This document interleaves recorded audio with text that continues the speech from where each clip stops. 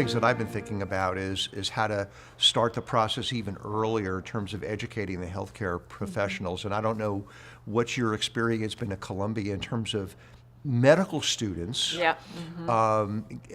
gaining some of this information during what I would call their informative years, right? In medical school is the period of time I liken it to the parallel is crawling. They haven't quite stood up and they're not walking really on their own. They start doing that in their third year when they go into the clinic. But what can we do? Because this issue is so critical in terms of understanding that there is this remarkable partnership, relationship going on between the mother and the fetus, and there are environmental factors, other relationships that are having an impact that you described so beautifully.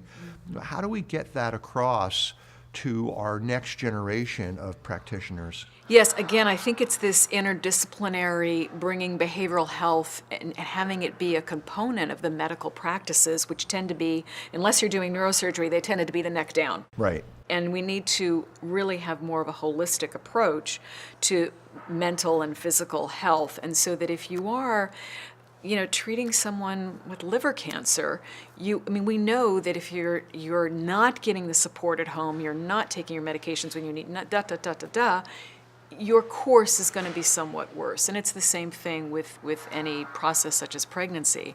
I would actually add, though, and I want to push it back even further, so maybe even earlier than crawling, when I sometimes give a presentation about our intervention study to prevent depression in postpartum, where we're really helping women in pregnancy, I'll have someone in the audience say, "Why can't you teach this in high school?"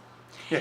And there is something to that. If you remember back maybe a little bit when we were young, you had home ec, you had shop. Sure.